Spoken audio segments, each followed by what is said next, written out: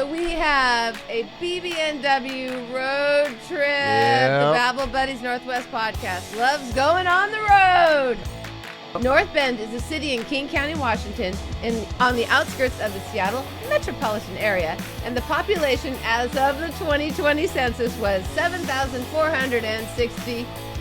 Moving on to North Bend fun facts. Okay. North Bend was made famous by David Lynch's television series Twin Peaks. Whoa. Did you ever watch the show? I did not. Yeah, I didn't either. Well, North Bend was made famous by David Lynch's television series Twin Peaks, and the show immortalized Tweed's Cafe and its cherry pie and damn fine cup of coffee. Damn fine. Which you can still enjoy today. Side note, we have been to Tweed's. Yeah. We have been to the Roslyn Cafe from Northern Exposure. Yeah, we've been to the... Obviously have gone to North Bend. North Bend Bar and Grill. I mean, it's a great town. It really is. It's just like Wilkinson. It's a little bit bigger than Wilkinson. A little It's bit got bigger, some more but stuff. it's got that vibe It's of got awesome. that small town, hey, how you doing? Yep, kinda, exactly. Yeah, we 100%. love it. We love it. And for those of you that like it hot, the all-time record high temperature was set in 2009, and it was 105 degrees. Well, yeah, that's a little hot for me, especially the humidity over here. It's a little, just a little Just hot. a little. Yeah. North Bend and the surrounding Upper Valley are home to resident elk herd numbering between 300 and 600 elk. North Bend also features an impressive array of hiking and bicycling trails and paths, including the most famous and popular hike in Washington State, the Mount Si Trail, a strenuous 8-mile round-trip hike with an elevation gain of over 4,000 feet back. So no, but my dad. You did the hike? He's from Bellevue, and he did, but it was back in the early days. Way back. That was probably even more strenuous because it wasn't. There was no matted trail. down. There was no trail, and then when he got up to the top, they would just sit down, slide on their butt all the way down the hill. And guess what Mama said when he got home? You're gonna need new britches. You'll need new britches. Mount Si is named for Josiah Merritt, Uncle Si, who passed away in 1882. Uncle Si. It sounds like the Duck Dynasty guy. 'Cause Duck Dynasty has an Uncle Si. I don't know too. how you get Si out of Josiah. Oh, there it is, Yeah. Josiah. There you go, Did you see the Josiah. light bulb? Yep. Bing. We're going to put one over her head. Don't worry. I go through much of my life with a light bulb because Right? I finally get it. Yep, she does. I've seen it. The Native Americans who inhabited the Snoqualmie Valley, led by Chief Pat Canham, cited Pat Canham. They got some funky names Pat up there. Canham. Well, North Bend. we don't care. We love it. We love North Bend. Sided with settlers in the local wars of the 1850s. The first permanent settler in the valley was Jeremiah Borst in 1858, who traveled west by ox team. Honey, let's load up the ox and go. Load up the ox. Make sure you bring studio, dog. Does the ox haul? No, they pull, just like the thing we saw in Enumclaw, but the big statue in Enumclaw. Oh, yeah, they pull They're all very, the gear very, and you walk ox, along. Yeah, ox are very Here, strong. little oxy here. Yeah, Okay, got it. Yeah. Here, little oxy. No, they're humongous, and yeah, you don't go. Are you sure? No. They will trample you. In 1865, Mats Peterson platted North Bend as Snoqualmie, but because another nearby town had the same name, he renamed it to Mountain View. However, the post office department objected to the name, so it was renamed North Bend after its location near the north bend of the South Fork of the Snoqualmie River. Yep. North Bend is also known for the one and only Bob Antone and his wonderful wife and partner in their house Bob of and culture. Laura. Yes. We're sitting in two chairs in a house that is about 30 miles east of Seattle in a little town called North Bend, Washington, also known as the real Twin Peaks. But we're not going to talk about that. We're going to talk about us. It's about us today. It is awesome. You go there, the front door is a huge chalkboard with chalk, and you can just write stuff, or they'll leave notes. If they're not home, you just leave a message. Leave a message. With chalk. Bob will get back to you. He will. Maybe Miss Laura. We don't know. We don't know. It was funny because we walked outside. This was 2015, and a little red car pulled out in front of our house. And I looked and I said, oh my God, that's David Lynch and that's Marc Frost, because they were filming The Return, Twin Peaks Season 3. The Babble Buddies Northwest team took a road trip up to North Bend and are just still so fantastically proud to have met and know some amazing people with so much goodness to share with the world. This is Bob and Laura Antone.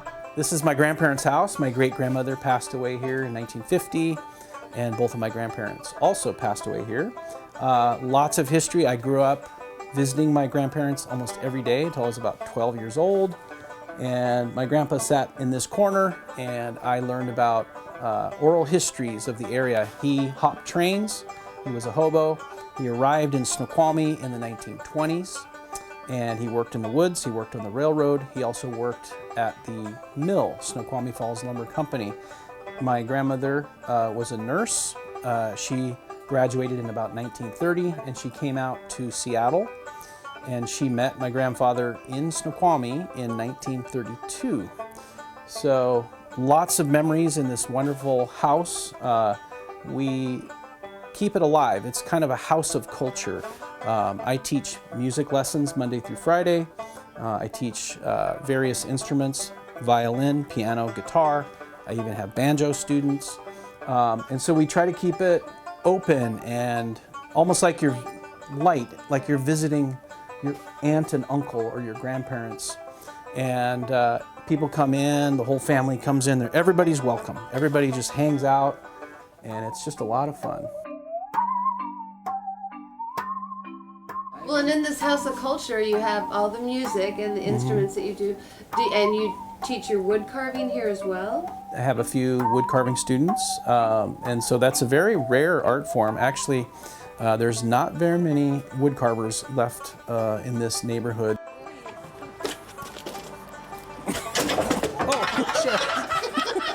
There used to be a German wood carver, Audi Hensch, just about a mile away, and he died when he was in his 90s. And so I have his sharpening set, and I have some of his tools, and I inherited some of the wood.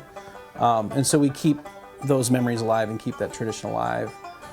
There's our wonderful display of tools, and my son has some of his saws and his climbing gear. Oh, absolutely. All of it. You use all of them. Shipwright tools. Crosscut saw. This is just a hammer in case I want to hit somebody over the head with it. You know we have a basement. Yeah.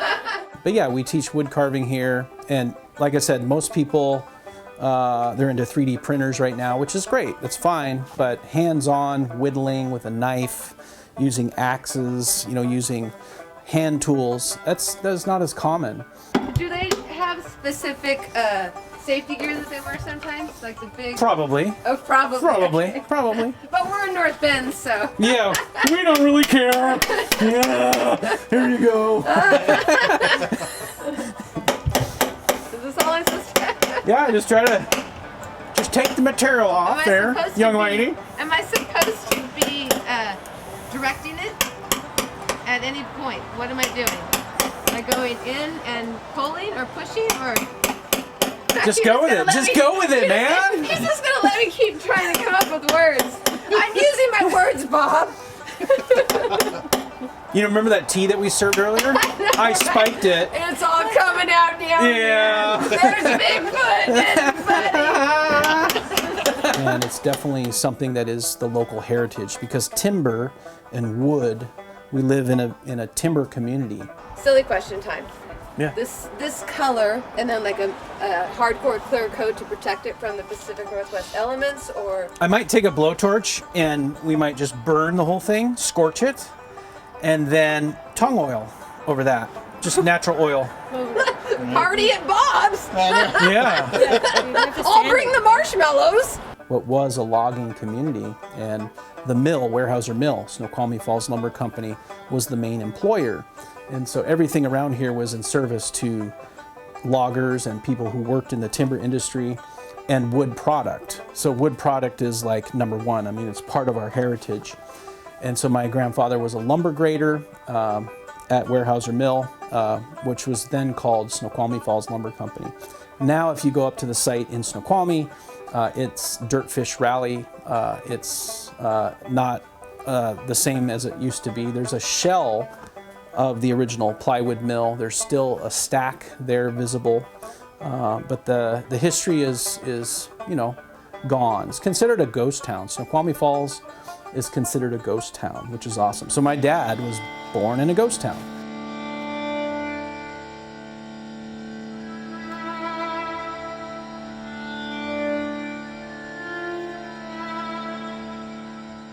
This house, speaking of ghosts, speaking of paranormal and ghosts, we have I guess you'd call it a side hustle. It's word of mouth. We have something called Hidden Northwest Tours. Now, we don't advertise.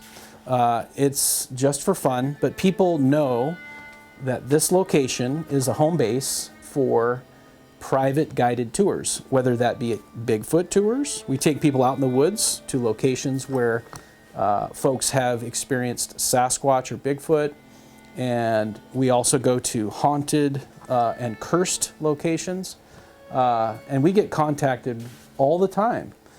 People will just send an email or call, and sometimes there's celebrities that show up here, and wow, you've heard of us? Wow, how cool is that? You want to go out in the woods? Yeah, let's go, let's do it. And we don't necessarily charge money. We just do it for fun. We have charged money before when we're serving like lunch or, if there's extensive travel or whatever. But a lot of times we just go out and we're just doing it because of the culture and the history. We want to hold on to it. Every script that we've written, we save it. So believe it or not, all the towns from Snoqualmie Pass all the way down to Monroe, over to Issaquah, Bellevue, we've explored Cle Elum and Roslyn. We have written a script for every single town, and every one of those scripts we have saved. And these are stories that we've collected. People delivering the paper, for instance, in 1977, the Seattle PI, they throw the paper in the yard and suddenly they realize that they see a 9-foot-tall Sasquatch staring at them. Things like that. Folks that believe that their house is maybe cursed in some way, and they've had some really horrible kind of poltergeist activity. There was a gentleman in Snoqualmie that actually contacted us, and he had this persistent knocking above his office space, and it sounded like somebody knocking on the ceiling, and he's like, what the hell is that?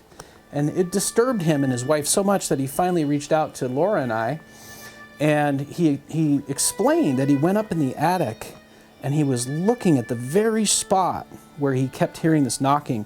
There's no plumbing there, nothing. It's not like, plumbing, water knocks, nothing like that. There was no plumbing or anything there. He even recreated it with his hand. He knocked on the drywall from the other side, and it sounded exactly like the sound he's been hearing. So, I don't know, he had some kind of leprechaun living in his attic or something, but yeah, this is something that persisted and persisted and persisted, and he begged us for help. He was very frightened. He left some desperate voicemails on our phone, and we finally just kind of calmed him down, and we just kind of said, hey, there are some spirits around here. These beings have been here for a long time, and if you show them respect, they will go away. They're little people. You just talk to it, show respect, it'll stop. And sure enough, it stopped.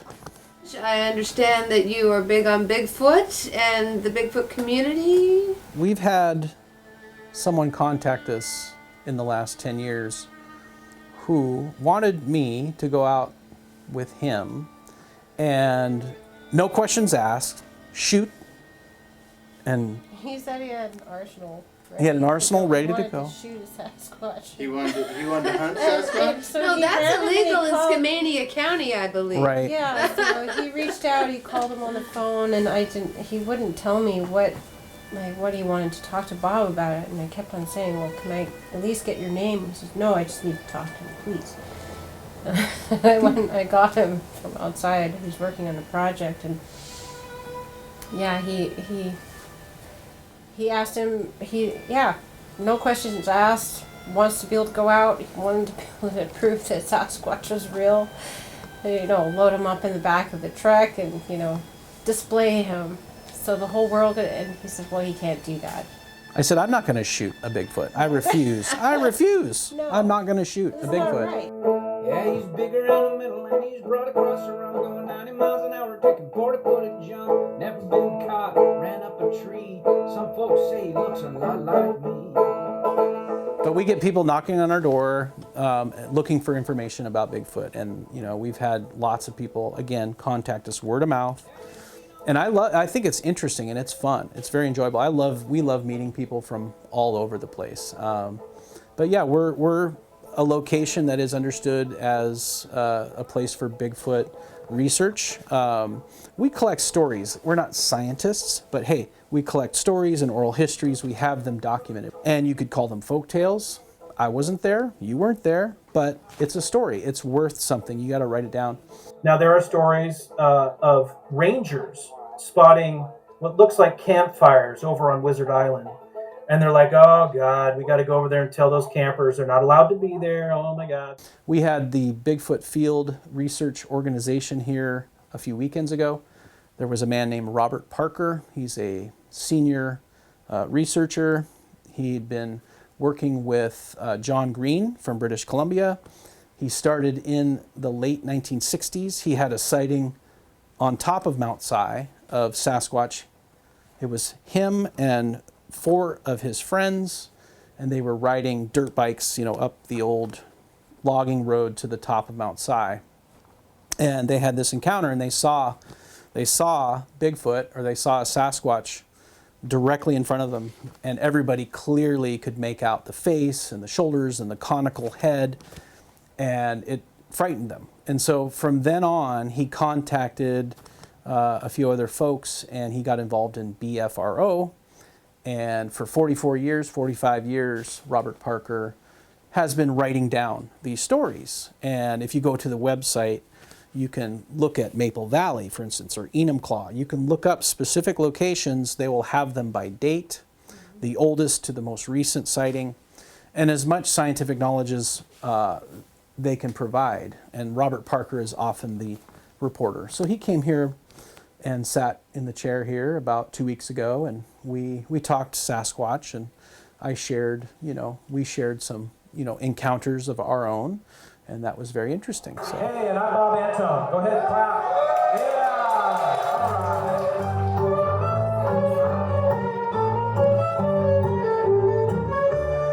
Tinkham Road is a paranormal string band. So we specialize in Northwest history and true crime and ghosts and UFOs and Bigfoot and anything strange like zebras running loose in North Bend or our pig, Cornelius Cobb. Anything. And logging ballads. I especially like to keep alive the logging traditions, the timber community music and storytelling and poetry. There used to be a lot of poetry, woods genre poetry, that was very prevalent in this area, and a lot of it has been lost, and we keep alive the old Northwest ballads. I'm very proud to be from here, born and raised, and it is a personal, it's a commitment on our part to keep the heritage and history alive, to keep the civic pride, because as new people come in, which I'm okay with, we're okay with that. There's a lot of support from people who have just moved here. The culture starts to fade. It starts to get watered down, and people forget the old names. They forget the elders. They forget the families that built the town. We're here to remind them. We're here to keep the magic alive, the wonder, the mystery, the campfire stories, the tall tales, the loggers, the music. That's what we're here to do. We don't want it to die. We want it to stick around. And it's still here. There's pieces of it that are still here.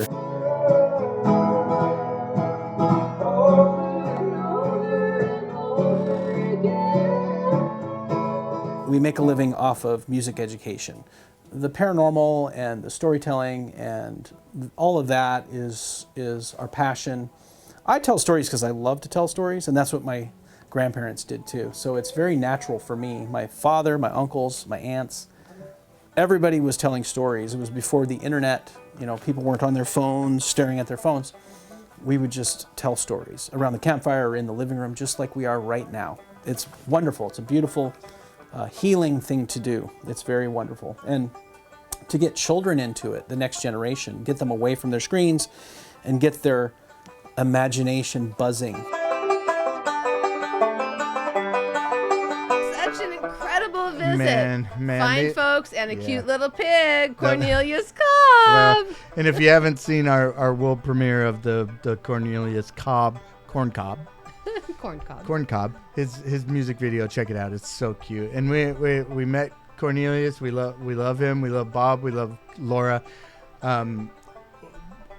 Couldn't be nicer people, and just wanna tell stories about. Tell stories, share goodness, teach. Yeah, teach. Teach, learn. It's just tremendous. Yeah, it's They amazing. couldn't have been any more welcoming when we got up Yeah. there.